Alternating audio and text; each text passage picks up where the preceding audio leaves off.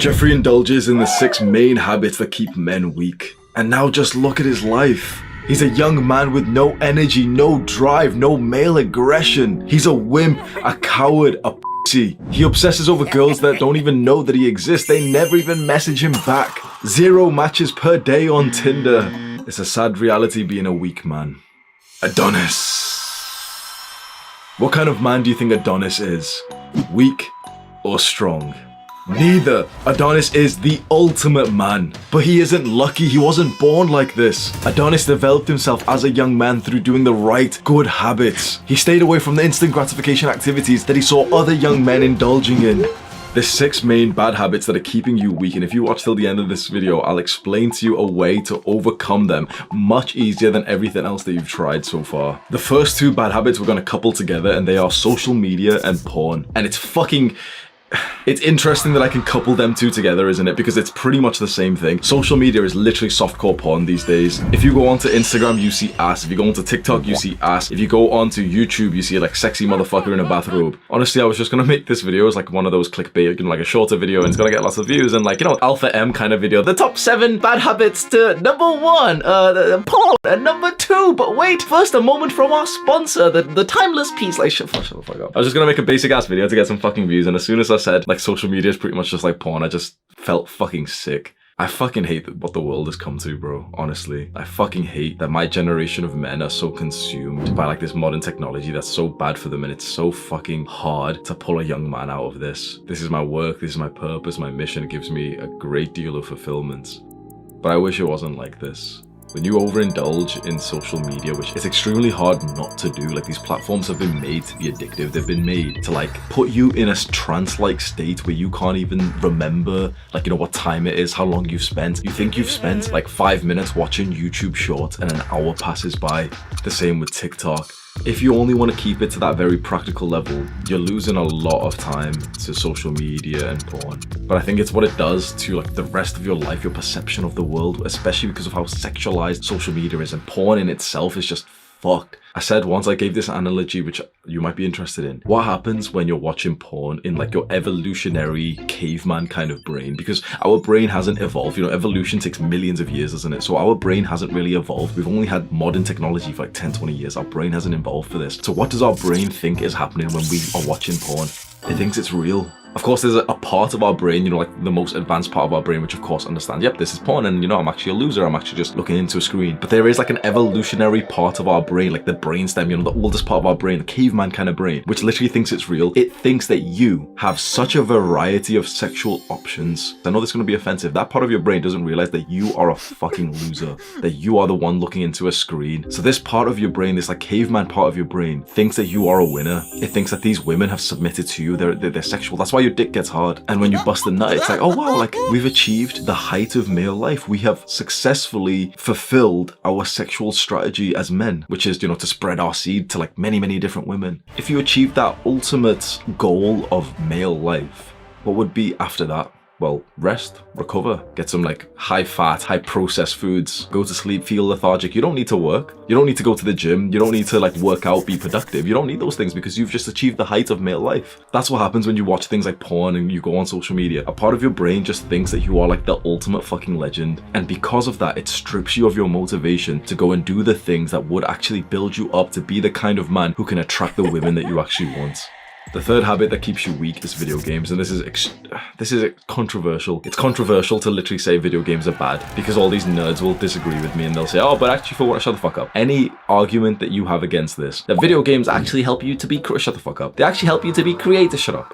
Shut the fuck up. The reason why video games are fun is because you are getting like this virtual stimulation of the real thing that you wanted. You never wanted to fucking level up in Call of Duty. You never cared. Like, we evolutionarily don't care about prestiging in a fucking video game. We care about climbing up the ranks of men around us. We care about obtaining status and power and having brotherhood in our lives. And video games manipulate those core masculine desires that we have and make you invest into the game instead, because it's so much easier getting that status, that level up in the virtual world where there's no real discomfort than there is to actually go outside in the real world and level up there. Day in, day out, after months, years, a decade. You've invested so much of your time, your mental energy, that it becomes so hard to take a step back because now your life in the real world is so much worse. You're a fucking gamer. So here you are in the video game world, you are a warrior, a dragon slayer, prestige 7, and you've got the gold fam-ass gun on fucking Black Ops. You can tell how long I've not played video games for. Like, the last Call of Duty I played was fucking Black Ops 1. The more of a legend you are in the virtual world, the more of a loser you are in the real world.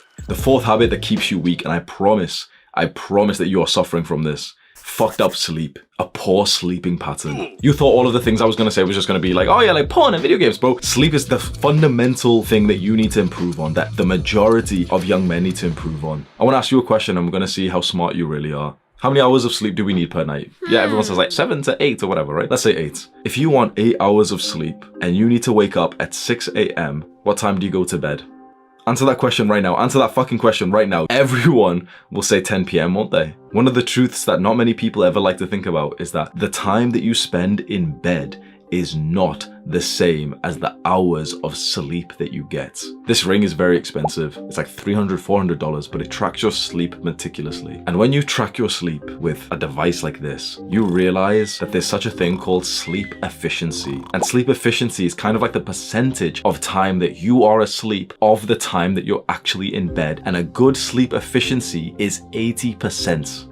You know what that means? If you want 8 hours of sleep, like what's recommended by all these people, if you want higher testosterone, sleep at least 8 hours a night. You know, you've always heard that, right? If you want 8 hours of sleep, you need to be in bed for 10 hours. If you need to wake up at 6 a.m., you need to go to bed at 8 p.m. No one is doing that. So you need to right now not think that this is talking about someone else. You need to hold your hand up right now and say, fuck, my sleeping pattern could use some improvements. I will do it right now. My sleeping pattern could use some improvements. When you track your sleep, you realize just how shitty sleep you're actually getting, even though it kind of felt okay.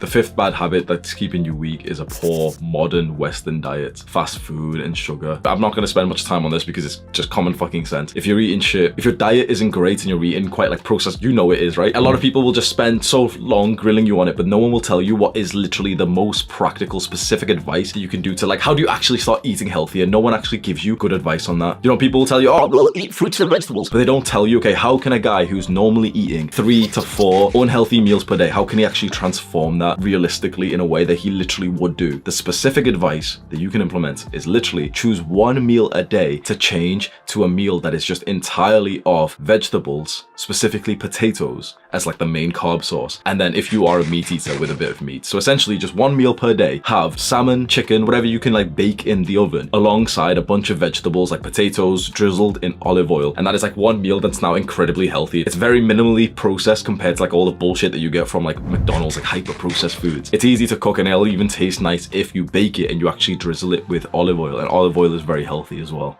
Finally, the last habit that's keeping you weak is a lot less like practical. It's more wishy-washy, but it's maybe one of the most important.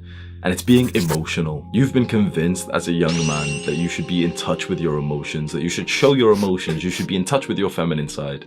That makes you weak. If you want to be weak, if you want to not have the respect of the people in your life, if you want to lose the attraction of women in your life, you should follow that bullshit advice that's pushed down young boys' throats when they're in school. Be emotional. It's okay to be weak. Be in touch with your fuck off. Be in touch with your emotions. Now, that isn't to say that you shouldn't be aware of them. Meditation is amazing for this. Meditation will make you aware of your emotions with more of a distance. Journaling does a very similar thing, and just being away from technology and stimulation and just spending time in like nature will allow you to observe your emotions at a distance. That's an incredibly powerful skill because a man who can't do that is fucking worthless. I will say this again. A man who cannot control his emotions is worthless. And now yet again, your like dumbass fucking Jeffrey brain lack of humility thinks that I'm talking about someone else. This may be one of the first times that you actually hear the cold hard truth, like the shit that you don't really want to hear but you needed to hear. You are likely an emotional young man. You have been raised, conditioned, brainwashed to be emotional. That makes you worthless as a man. No one will speak to you in this way because everyone's so used to sugarcoating things and just saying, we're all beautiful, shut the fuck up. If you cannot control your emotions as a man, you are worthless. You must look into what is called stoicism. It's kind of like a philosophy, but it's more so a way of living. Stoicism, and then also get into those practices, meditation, journaling, time away from like stimulating content. You'll never stop having emotions. Remember this. You will always get emotions. Bro, I really didn't want to record these videos today. Honestly, I just didn't really feel like it. It's 11:54 a.m. right now. I was supposed to start at 10 and I literally just kept on pushing it off, feeling like a little bitch. Oh, you know, I'll do it later. Or maybe I should go eat first because muscle protein synthesis and all this other shit. I was like, bro, fuck this. Like, the reason why I'm not recording right now is simply because I don't feel like it. Fuck what I feel like. If you allow your emotions to dictate your actions, you will live such a pathetic existence as a man. No one will respect you. No woman will be attracted to you. You must create a distance between yourself and your emotions. Now that means that you will feel the emotion of being a little bitch. You will feel the emotion of stress and anger, guilt, shame, whatever. You will feel these emotions, but you do not allow them to control you.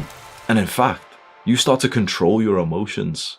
Now, how can you reverse these bad habits? Because you've probably tried to, you know, like quit porn and go on to semen retention and no fat and take a detox away from like social media and video games and, you know, try a new diet. You've probably tried those things and you've probably struggled a little bit. The reason why is because all of the habits that we've just spoke about are not actually problems. They are symptoms. All of these things are symptoms of the real core problem, the plight of modern young men, and it is mental health. Your biggest problems right now are not problems, they are simply just a symptom of your poor mental health. I've made videos on mental health that you can find. You can just search like Hamza mental health onto YouTube or click on my channel and you'll be able to find them. If you invest your time instead about learning and then improving your mental health, you'll find that these bad habits, they'll automatically with ease start dropping away from your life. A person with good mental health does not jack off 6 times a day. A person with good mental health does not eat shit food. A person with good mental health has good sleep. Focus on mental health first and you'll find that all of these other things just fix themselves. Click on this video to learn more right now. Do the hard work, especially when you don't feel like it. Mwah.